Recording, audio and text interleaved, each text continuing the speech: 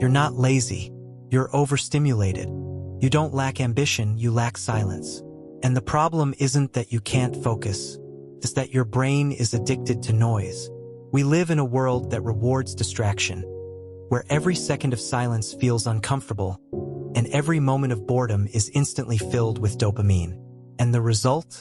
A generation that wants to change their lives, but can't sit still long enough to do it. Think about it. When was the last time you were truly bored? Not fake bored, not scrolling while waiting for something, bored, but real boredom, sitting in silence, with nothing but your thoughts. Chances are you can't remember, because the moment boredom creeps in, we reach for the fix. The phone, the feed, the video, the next hit. We call it taking a break. But what we're really doing is overdosing on stimulation. Your brain was never designed for this much input. Every notification, every swipe, every short-form video, it's training your mind to expect constant novelty. So when it's time to do something that doesn't provide instant rewards, like studying, building a business, or reading a book, your brain panics. It's not that you can't focus. It's that your brain is too overstimulated to find peace in stillness. You don't need more motivation. You need detox. Every time you scroll through dopamine-heavy content, your brain releases a small burst of pleasure. That's normal, it's how motivation works. But when you repeat this thousands of times a day, your baseline dopamine levels begin to drop. It's like taking small loans of pleasure that your brain has to repay later, in the form of emptiness, lack of focus, and mental fatigue. You've built what neuroscientists call a dopamine debt. You're constantly chasing highs, and the result is a deep, quiet burnout that feels like laziness. But it's not laziness, it's depletion. Your brain is tired of chasing, and when your brain can't find silence, it stops trying. That's why scrolling feels easier than reading, why talking feels easier than thinking, why dreaming feels easier than doing. Because doing real work requires sustained focus, and sustained focus can't survive in an overstimulated mind. Discipline isn't about doing more, it's about removing what drains you. We love motivation, those goosebumps from a speech, that rush after watching a self-help video. But here's the paradox. The more motivational content you consume, the less you actually do. Because your brain mistakes consumption for action.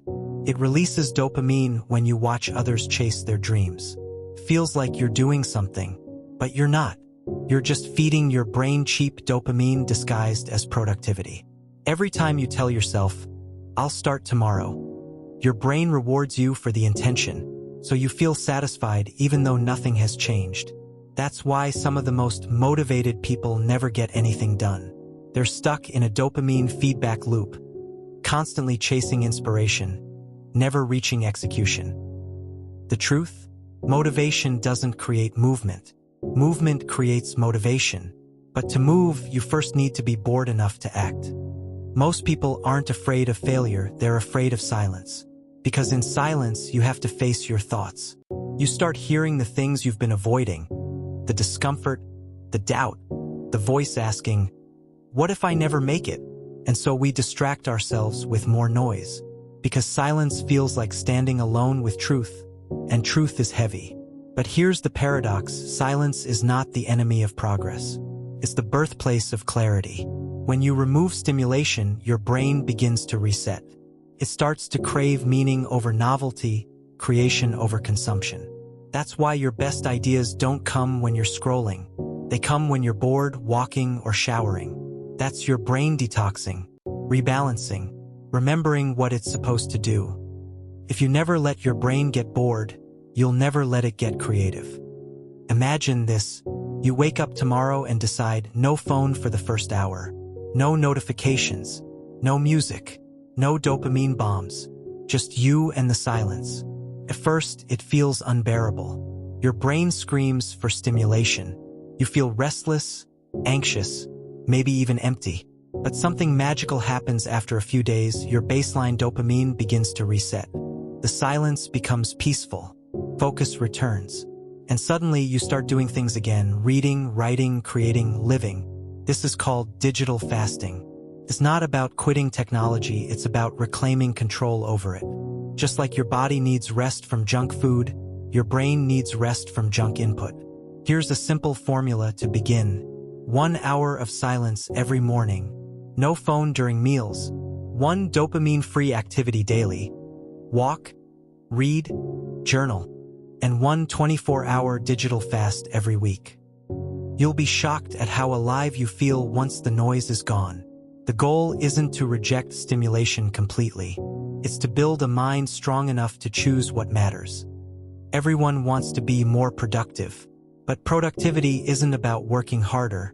It's about working undistracted. The problem isn't your time management. It's your attention management. You don't need more hours, you need fewer leaks. Because if your brain is constantly overstimulated, it's like trying to run a marathon within 4 drips of dopamine. You're moving, but not in the right direction. The key is to stop confusing activity with progress. Checking messages isn't progress. Refreshing your feed isn't connection. And planning endlessly isn't productivity. Progress happens when you sit in discomfort long enough to finish something real. The focus you crave is hidden behind the boredom you avoid. The average attention span in 2004 was 2.5 minutes. Today, it's less than 47 seconds. But your brain is adaptable. You can rebuild attention the same way you rebuild muscle. Here's how. Single tasking. Do one thing at a time, even if it's uncomfortable. Delay gratification. Resist checking your phone for just 5 more minutes. Intentional boredom. Sit in silence for 10 minutes daily, no stimulation. At first, it feels like withdrawal. But slowly, your mind learns to love stillness again. You'll begin to notice things you used to miss. The way sunlight hits your desk, the sound of your breathing, the feeling of time slowing down. That's not laziness. That's awareness returning. In a world addicted to speed, calm is your competitive advantage. Every choice you make comes with a cost. You can have stimulation or you can have peace, but rarely both. Most people choose stimulation because peace feels empty at first. It's like standing in a room where all the noise suddenly stops, and you realize how loud it used to be. But peace is where fulfillment lives. It's where real work happens, where you stop chasing quick rewards and start creating something meaningful. If you can learn to sit in that emptiness without running from it, you'll discover that what you called laziness was actually the weight of overstimulation holding you back. You don't need more willpower. You need fewer distractions. When you detox from overstimulation, the world feels different. Colors seem brighter. Time feels slower. Your thoughts feel clearer. You stop craving constant input and start craving depth. You rediscover the joy of small things. Quiet morning, a real conversation, a book that doesn't end in 30 seconds. And most importantly, you rediscover yourself. Because overstimulation didn't just kill your focus.